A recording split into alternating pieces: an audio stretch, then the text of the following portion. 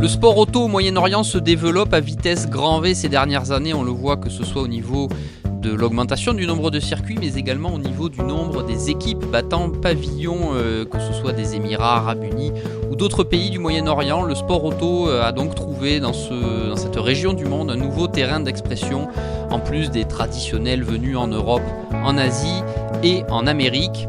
Le sport auto au Moyen-Orient, ce sera le thème de ce nouveau numéro de Track Limit by Minerva Oil, le podcast d'Endurance Info. Pour cela, je serai avec Laurent Mercier qui est revenu des Gulf 12 Hours, l'une des courses majeures de cette région du monde, sans oublier l'Asian Le Mans Series, enfin tout un ensemble de choses sur lesquelles nous allons revenir dans ce nouveau numéro de Track Limit by Minerva Oil, le podcast d'Endurance Info. C'est parti.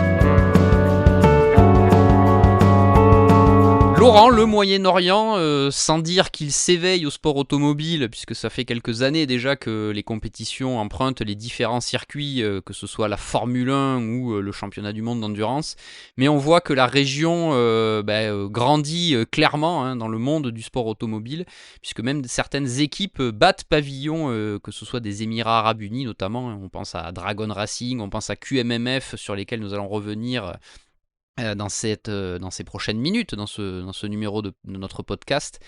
Le sport auto, Laurent, toi qui reviens du Moyen-Orient justement et des Gulf 12 Hours, toi qui es aussi habitué à aller aux 24 heures de Dubaï, l'une des épreuves phares d'ouverture de saison, de saison calendaire, puisqu'on rappelle que les 24 heures de Dubaï se disputent traditionnellement en janvier.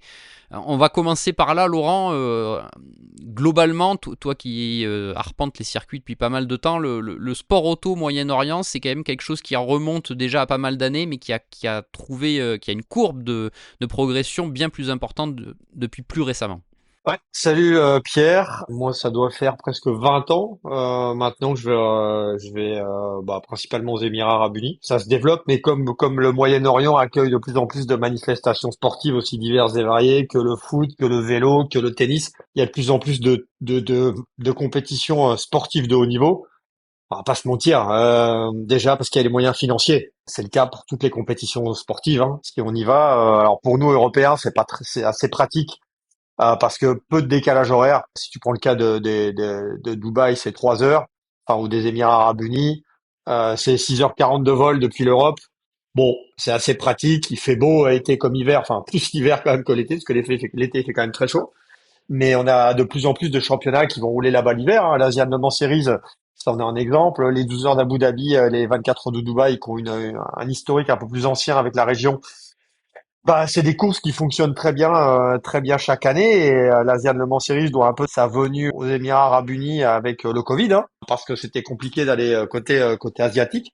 Donc on s'est arrêté. C'était Cyril Tajvalen, hein, qui était à la tête de l'Asian Le Mans Series et qui a plutôt poussé pour faire une halte, et ce qui était plus facile et ce qui finalement était plutôt bien joué. Donc ouais, il y a un vrai développement pour moi du sport auto dans la région, parce que ce que moi j'ai vu au tout début, ça n'a strictement plus rien à voir. Maintenant, ce qui fonctionne, c'est quand même les championnats internationaux. Les championnats nationaux, bon, ça a quand même plus de mal, hein. La Porsche Carrera Cup Middle East, bon, ok, il y a des voitures, mais c'est pas non plus gavé de voitures, parce que les autres Porsche Cup fonctionnent très bien. Le championnat, il y a un championnat qui s'appelle le championnat NGK aux Émirats. Ça fonctionne plus ou moins bien, plutôt moins que plus d'ailleurs en ce moment. Mais par contre, les championnats internationaux qui vont là-bas, bah c'est le carton plein, hein. Les 24 heures de Dubaï, ça fait le plein. L'Asian Le Mans Series, ça fait le plein. Et après, t'as par exemple le championnat du monde d'endurance qui va chaque année au Qatar et qui va à Bahreïn. Donc ouais, il y a vraiment quelque chose à faire. Oui, Laurent, comme tu disais, 20 ans, 20 ans que tu vas à peu près dans cette région. 20 ans, c'est un petit peu aussi le moment où les grands circuits qui sont aujourd'hui arpentés par les différents championnats, que ce soit la Formule 1, le championnat du monde d'endurance, et également, on l'a vu plus récemment avec également le GT World Challenge qui lui s'est rendu en Arabie Saoudite, très proche géographiquement. 2004, on voit que c'est notamment l'arrivée Ouais. sur Bahreïn est arrivé en 2004. l'arrivée de Sakir à Bahreïn, le circuit de Losail au Qatar, Dubaï. exactement. C'est cette période-là qui a vu le développement de ces grandes pistes qui ont accueilli Ouais. également la moto, puisqu'il y a beaucoup de circuits qui sont typés moto. Cette ouverture-là, à ce moment-là, alors que le championnat, le premier championnat, nous, pour ce qui nous concerne plutôt sur le GT et l'endurance, c'est évidemment le FIA GT. En 2004, il y a la première manche de ce championnat qui est disputé à Dubaï. C'est à ce moment-là aussi que ça a un peu pris, Laurent, les championnats se sont tournés un petit peu vers ces circuits. Stéphane Rattel a été une fois de plus un peu visionnaire sur le sujet, hein, parce que c'est quand même lui qui est allé à Bahreïn pour le Bahreïn GT Festival, c'est lui qui est allé à Dubaï pour le FIA GT, pour le FIA GT3 aussi, qui est allé à Dubaï, et le championnat du monde GT1 en 2010, le premier meeting était à Abu Dhabi, alors que le circuit venait juste d'ouvrir. Hein. Le circuit a ouvert en 2009, donc ça faisait partie des premières courses là-bas. Et c'est sûr que par contre, quand tu arrivais enfin, moi, j'ai un souvenir, le souvenir quand je suis arrivé à Abu Dhabi, j'étais allé quelques mois avant pour les 24 heures de Dubaï. J'avais eu l'occasion de faire un tour et de visiter le circuit avec les locaux du circuit. Et t'arrivais, le Ferrari World était juste monté. Et t'arrivais là-bas et enfin, moi, je me souviens, tu te dis, mais c'est quoi ce truc, quoi? C'est n'importe quoi. C'est en plein milieu du désert, tout était vert autour. Et par contre, contrairement à ce qu'est Yas Marina maintenant, en 2009, tout ce qui était autour du circuit, c'était le désert absolu. Enfin, il y avait rien. Et tu vas à Abu Dhabi, enfin à Yas Marina maintenant, c'est gavé de résidences, de golf, d'hôtels, de salles de concert. Enfin, ça, c'est lunaire. Le changement, quand en France il te faut 25 ans pour construire une 4 voies de 2 kilomètres, là-bas il te faut 1 an pour construire une île artificielle. Enfin, j'exagère un peu. Mais c'est le truc. Enfin, c'était à cette époque-là. Je me souviens au début de l'aventure Endurance Info, on était allé au Paul Ricard quand ils avaient rouvert les séances d'essai. Déjà, t'arrivais au Paul Ricard, qui était le HTTT, hein, le High Tech Test Track. T'arrivais là-bas déjà, tu te dis, waouh, c'est quoi ce circuit? Ce truc, c'était vraiment gardé, tout était vert, tout était propre. Et t'arrivais à Abu Dhabi, à Yas Marina, tu te dis, qu'est-ce que c'est que ce truc? Circuit éclairé, la climatisation dans les stands. Waouh, on était Ouais, 2009. c'est un petit peu des nouveaux standards aussi, Laurent, dans un sens. C'est Ouais. un peu ce qu'on va aborder. C'est tous les complexes, ce qui est proposé aux équipes en termes de bâtiments, de possibilités de travail. Est-ce que toi, qui connais bien les circuits européens, là, tu as senti aussi dès le début, même si effectivement les alentours n'étaient pas forcément encore très développés, mais on avait franchi un step en termes de possibilités. Ouais, mais ça, si tu veux, ça m'a pas fait la même chose à Dubaï parce que Dubaï à la base, le Dubaï Autodrome qui a fêté ses 20 ans il y a pas très longtemps parce qu'il a été ouvert en 2004, était censé être un peu la plaque tournante dans la région pour accueillir la Formule 1. Sauf que il y a eu aussi une crise financière, il y a eu des changements au terme de management sur le circuit et finalement c'est Abu Dhabi qui a remplacé un petit peu Dubaï sur l'échiquier. Et ce qui est assez original, c'est que quand tu arrives, enfin, et ça s'appelle Dubai Motor City. Quand tu arrives sur le circuit de Dubaï, sur les à côté, tu as toujours des immeubles qui sont complètement délabrés et qui étaient déjà délabrés en 2008 et qui sont toujours restés, qui sont couverts de poussière. Et même encore, tu vois, la semaine dernière, quand je suis passé Dubaï Autodrome, tu as un gardien, il y a une chaise, il est assis sur sa chaise et tout autour, c'est plein de sable. C'est perdu comme c'est pas possible. Et c'est resté tel que, brut de décoffrage. Tout a commencé à être construit et il y a rien. Et par contre, ils ont fait ces dernières années quand même beaucoup d'efforts sur le Dubaï Autodrome avec beaucoup de d'espaces verts, un aménagement autour qui s'est quand même amélioré. Mais autant quand moi j'y suis allé au début, le Dubaï Autodrome, il y avait rien autour, c'était un circuit un peu dans le désert parce que c'est quand même assez entre guillemets loin en termes de temps du centre de Dubaï même. Mais par contre, maintenant, c'est une ville. Et t'as je ne sais combien d'appartements qui sont de l'autre côté du circuit. Tu fais ça en France, mais les gens, ils pètent un câble. Sauf que là-bas, Dubaï Motor City, si tu veux, juste à côté du circuit où il y avait un parking où on se garait encore jusqu'à cette année. Et là, ils sont en train de construire une résidence. Et ces gens-là auront une vue sur le circuit. Donc, t'as des gens qui vont habiter à côté du Oui, circuit. c'est presque un produit d'appel, quoi. Ouais, c'est presque ouais, c'est ça. Mais là-bas, il est hors de question que tu manifestes ton désaccord parce qu'il y a un circuit. Alors déjà là-bas, tu manifestes pas, donc déjà le problème est réglé. Si tu vas habiter là-bas, tu sais qu'il y a un circuit. Alors attention, on roule pas jour et nuit, mais moi j'y suis allé la semaine dernière avant les Golf 12 Hours, j'y suis allé 2-3 jours de suite. Et les 2-3 jours de suite, ça roulait. T'as toujours des track days, t'as toujours des tests. T'avais des tests avec Lamborghini qui faisaient rouler des Temerarios de route. Après, t'as des équipes qui roulent en radical.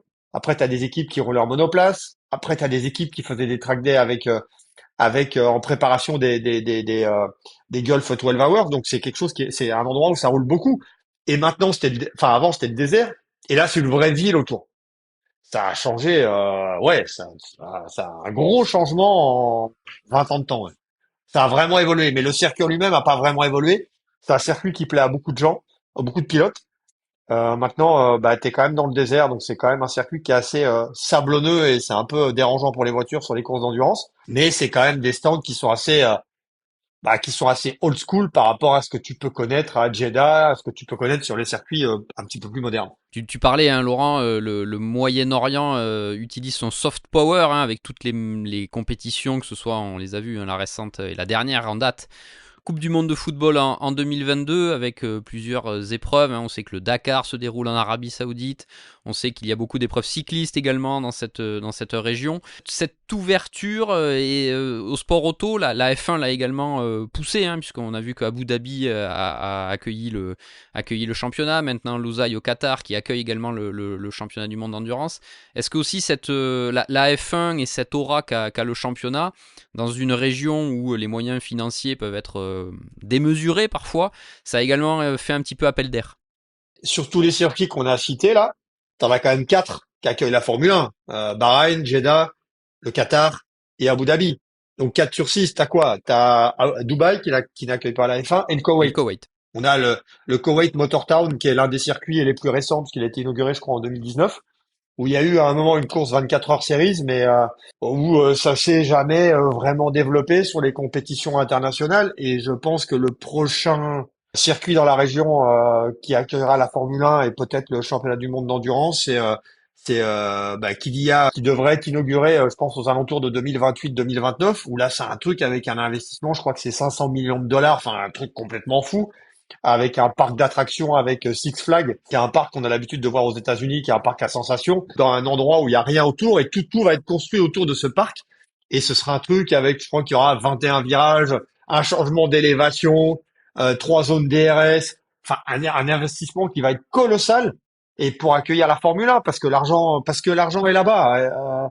On va pas le cacher. Je veux dire, comme tu l'as dit, ils accueillent beaucoup d'épreuves de vélo, ils accueillent des tournois de tennis. Il y a beaucoup de compétition aussi d'équitation, de polo.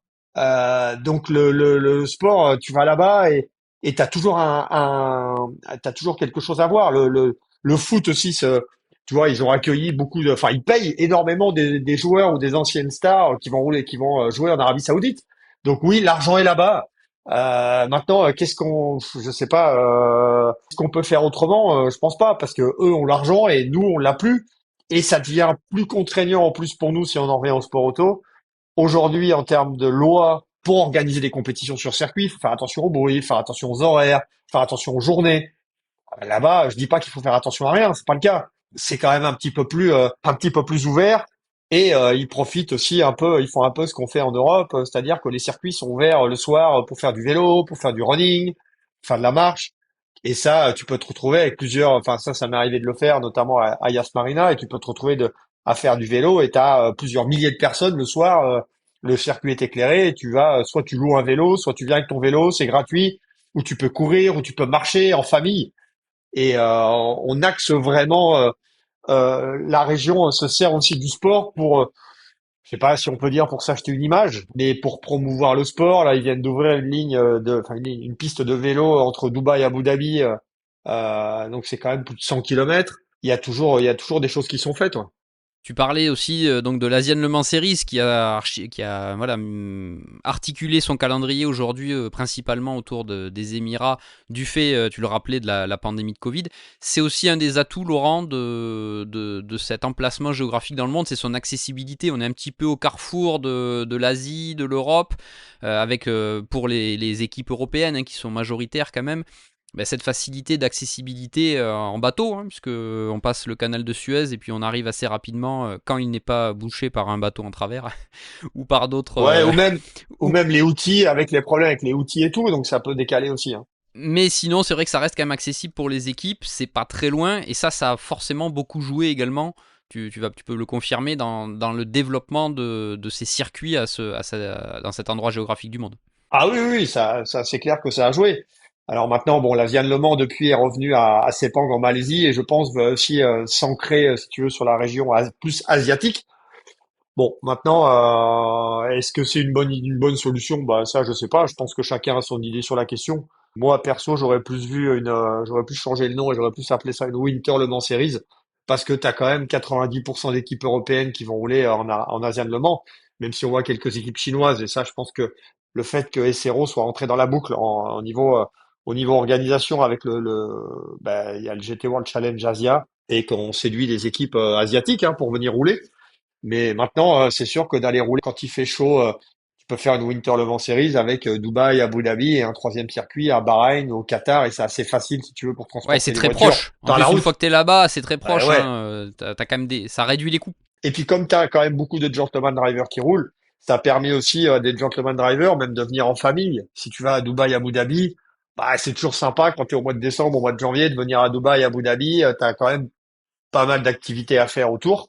C'est quelque chose quand même qui se développe et je pense qu'il y a pas que ça. On peut parler du développement aussi. Il y a pas mal de rendez-vous de sport auto. Tu vas à l'entrée du circuit de Dubaï, t'as un endroit qui s'appelle le Cars Café, qui est un café où tu peux aussi te restaurer et qui est dédié au sport auto. T'as GPX Store qui est juste à l'entrée, enfin qui est sur le circuit de Dubaï aussi où tu peux aller visiter, où tu peux acheter quelque chose.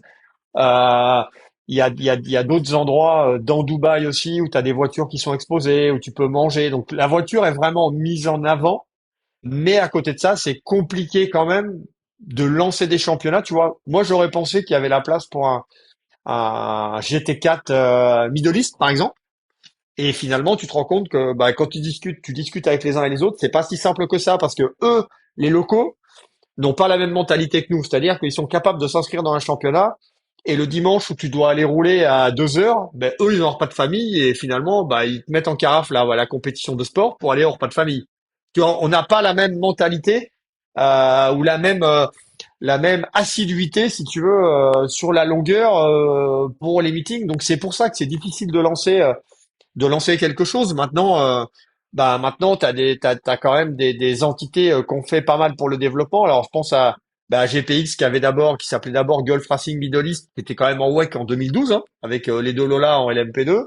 Après, c'est devenu GPX Racing, qui, selon moi, GPX Racing, donc, a remporté les 24 heures de Spa, et qui, en 2019, et qui, selon moi, est devenu vite une marque à part entière par son merchandising, par son développement, par sa structure, par son organisation et qui a quand même fait beaucoup la promotion du sport auto aux Émirats Arabes Unis. Et pour moi, je pense que GPX a vraiment été un déclencheur le sujet. On peut parler de Khaled Al Koubaisi, qui a roulé beaucoup en WEC, ou maintenant qui a ses deux filles qui roulent en monoplace et qui roulent qui étaient en LMP3 aussi, non, en Ligue European Series, pardon, cette année. Abdelaziz Turki Al Faisal, ministre des Sports d'Arabie Saoudite, qui a roulé au Mans et qui a été aussi l'un des précurseurs. T'as Al Faisal Al Zubair qui est aussi du Sultanat d'Oman, en plus de Ahmad Al Arti qu'on connaît plus parce que lui roule en WEC. T'as Rima Djoufali aussi qui est la première féminine à rouler, qui a roulé en GT3, qui a eu un team aussi avec Tiba Motorsport. Donc tu vois, donc ça se développe, mais il y a toute une éducation. Je pense qu'il faut pas oublier aussi la filière karting, qui est quand même très importante parce qu'il y a de plus en plus de jeunes. Et après, tu as aussi beaucoup d'expatriés là-bas et qui roulent aussi en karting et qu'on verra certainement dans les années futures, peut-être à haut niveau, parce que tu as aussi le championnat F4 Middle East qui se développe bien. Tu as le championnat ex-Freca Middle East aussi qui se développe bien. Tu as quand même pas mal de gens qui vont rouler là-bas principalement en hiver, parce que bon, l'été, rouler là-bas, c'est quand même un peu chaud. Mais je pense que les axes de développement sont pas fermés. Alors oui, c'est certainement au détriment de l'Europe. Enfin, qu'est-ce qu'on peut y faire? T'as plus de facilité à aller là-bas, donc qu'est-ce que tu fais? Tu refuses? Je suis pas sûr. Au niveau équipe, ça se développe quand même parce qu'on voit de plus en plus de structures aussi qui mettent une base là-bas. Donc, tu as GPX qui était là-bas. Je pense à Enrico Fulgenzi Racing, là, qui est un team qui est un team italien, qui a aussi maintenant une base à Dubaï. Tu parlais tout à l'heure de Dragon Racing, c'est sûr, qui a aussi une base. Et si tu regardes les équipes de monoplace, il y a de plus en plus d'équipes de monoplace qui ont une base aussi là-bas. Et tu as de plus en plus d'équipes qui sont dans la région. Donc, je pense que ça aussi, c'est quelque chose qu'on va voir se développer. Quand tu regardes la licence des équipes qui roulaient en F4 Middle East le week-end dernier, là, bah tu te rends compte que ça se développe et que c'était pas spécialement le cas dans le passé il y a encore quelques années. Donc oui, je pense qu'il y a quelque chose à faire à l'avenir là-bas.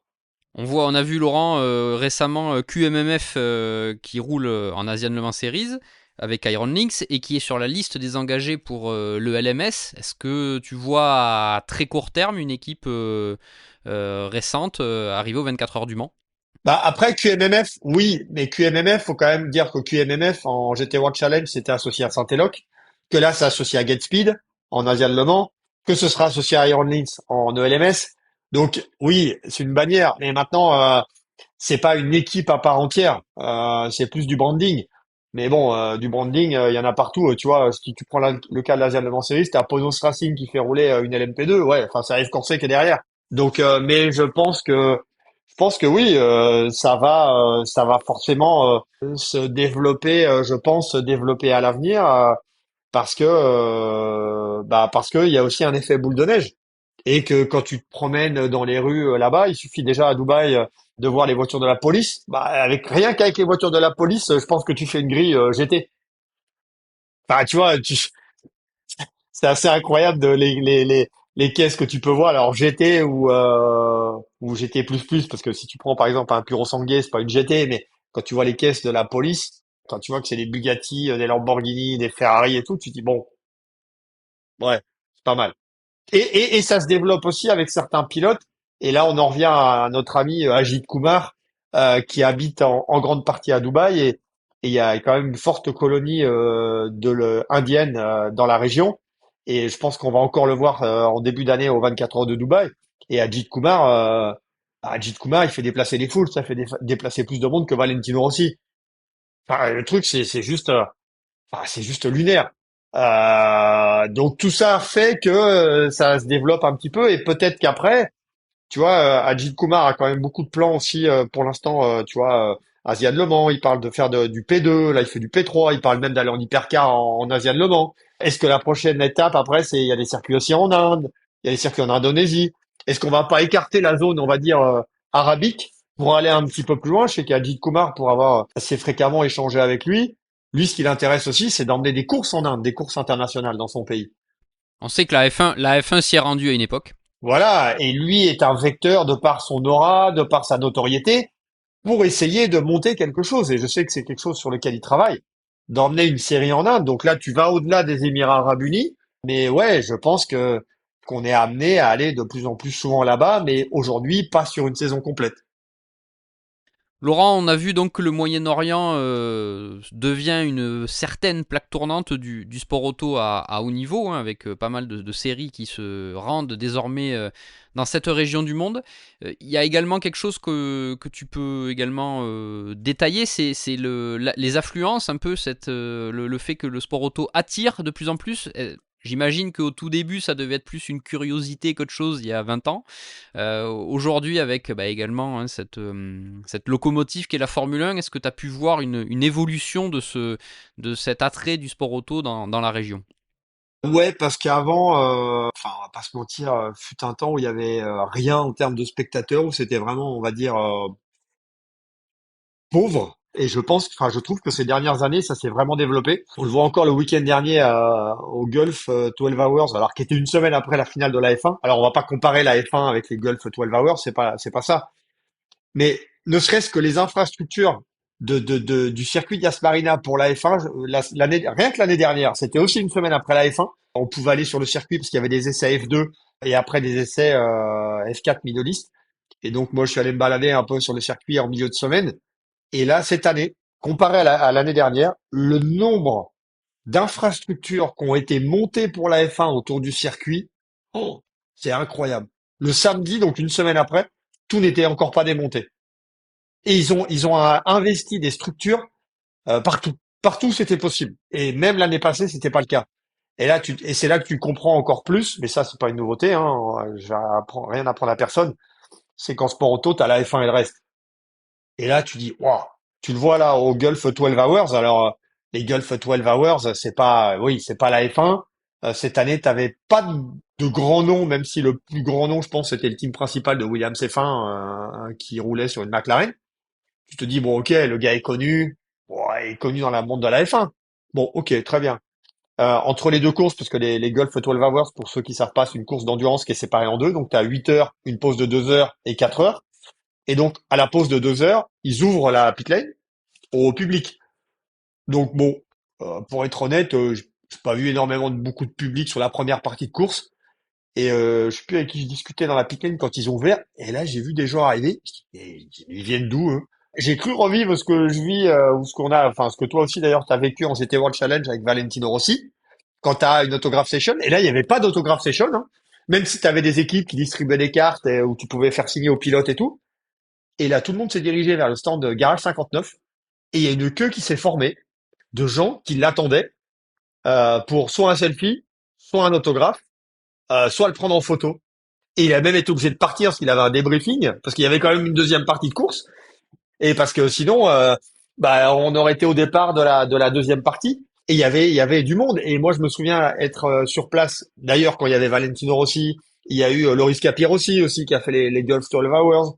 Il y avait du public, mais je pense pas qu'il y avait autant de public dans la voie des stands. Donc, je pense que la F1, mais ça c'est le cas pour tout, hein, est aussi un appel d'air pour toutes les compétitions automobiles. Et même sur place, maintenant, on va dire, ouais, mais il y a beaucoup d'expatriés. Alors oui, c'est vrai. Dans les stands, tu avais beaucoup d'expatriés, mais tu avais quand même des locaux qui étaient là et qui s'intéressaient. Tu avais aussi une expo de GT de route à l'entrée du paddock. Mais si tu veux, ça n'avait rien à voir avec ce que moi j'ai connu, par exemple, en 2010 pour l'ouverture du championnat du monde GT1. Même si là, il y avait un peu de monde parce que c'était un championnat du monde et il y avait pas mal d'activations dans le paddock. Mais, euh, mais là, tu sens qu'il y a vraiment de l'engouement quand même pour le sport auto dans la région. Mais comme il y a de l'engouement pour le vélo, comme il y a de l'engouement pour tout dans le coin, tu vois, à 10 kilomètres du circuit, ils ont fait une île artificielle, pareil, avec une piste de vélo. Enfin, ouais, où tu peux faire du vélo, tu peux louer un vélo. Il y a un Colnago café où tu as un musée Colnago avec des super vélos. C'est la base de l'équipe UAE de Tadej Pogacar. Donc, oui, le pays investit beaucoup dans le sport.